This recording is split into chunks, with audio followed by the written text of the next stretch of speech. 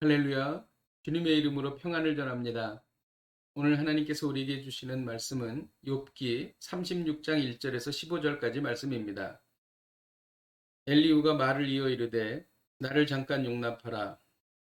내가 그대에게 보이리니 이는 내가 하나님을 위하여 아직도 할 말이 있음이라. 내가 먼 데서 지식을 얻고 나를 지으신 이에게 의를 돌려보내리라. 진실로 내 말은 거짓이 아니라 온전한 지식을 가진 이가 그대와 함께 있느니라. 하나님은 능하시나 아무도 멸시하지 아니하시며 그의 지혜가 무궁하사 악인을 살려두지 아니하시며 고난받는 자에게 공의를 베푸시며 그의 눈을 의인에게 떼지 아니하시고 그를 왕들과 함께 왕자에 앉히사 영원토록 존귀하게 하시며 혹시 그들이 족쇄에 매이거나 환란의 줄이 얽혔으면 그들의 소행과 악행과 자신들의 교만한 행위를 알게 하시고 그들의 귀를 열어 교훈을 듣게 하시며 명하여 죄악에서 돌이키게 하시나니 만일 그들이 순종하여 섬기면 형통한 날을 보내며 즐거운 해를 지낼 것이요 만일 그들이 순종하지 아니하면 칼에 망하며 지식 없이 죽을 것이니라. 마음이 경건하지 아니한 자들은 분노를 쌓으며 하나님이 속박할지라도 도움을 구하지 아니하나니 그들의 몸은 젊어서 죽으며 그들의 생명은 남창과 함께 있도다. 하나님은 곤고한 자를 그 곤고에서 구원하시며 학대당할 즈음에 그의 귀를 여시나니. 아멘. 엘리후는 욥에게 말하고 또 말하고 있습니다. 엘리후는 먼저 자신이 어떤 사람인지에 대해서 말합니다. 엘리후는 자신이 하나님으로부터 지식을 얻는다고 말합니다. 엘리후는 자신이 하나님 앞에서 의를 행한다고 말합니다. 그러나 그것은 잘못된 말이었습니다. 엘리후는 이어서 또 하나님에 대해서 말하고 있습니다. 하나님은 능하시고 지혜가 무궁하시다고 말했습니다.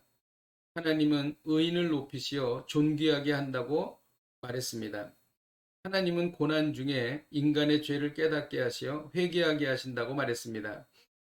물론 이 말은 맞는 말입니다. 그러나 욥에게 상처를 주었습니다. 그 이유는 욥이 잘못해서 고난을 당하는 것이 아니었기 때문입니다. 엘리후는 말 실수를 하고 있는 것이지요. 엘리후가 왜 말 실수를 할 수밖에 없었을까요? 2절에 그 이유가 있습니다. 내가 하나님을 위하여 아직도 할 말이 있습니다. 그가 말이 많았기 때문입니다. 그렇습니다. 말이 많으면 말 실수를 하게 되어 있습니다. 잠언 10장 19절에 말이 많으면 허물을 면하기 어려우나 그 입술을 제어하는 자는 지혜가 있다고 말하고 있습니다. 우리는 부패한 성품을 갖고 태어났습니다. 그러므로 우리 안에서 나오는 말이 깨끗하지 못한 경우가 많은 것입니다. 성령의 9가지 열매 중 마지막이 절제입니다. 이는 아무리 좋은 것도 지나치면 좋지 않기 때문입니다. 저는 말을 많이 한 날은 집에 가서 후회하는 경우가 많습니다. 내가 하고 싶은 말에 한 20, 30%만 하지 않았으면 참 좋았을 텐데 라는 생각을 하는 경우가 많이 있습니다. 말을 하는 것은 참으로 조심해야 합니다. 한번 말을 입에 덮으면 그것은 다시 주워 담을 수 없기 때문입니다. 오늘 엘리후의 말 실수를 통해서 하고 싶은 말을 다하면 반드시 후회한다는 것입니다. 할 말은 반드시 해야 합니다. 하지만 내가 하고 싶은 말을 다 하게 되면 그 중에 반드시 실수하는 부분이 생긴다는 것입니다.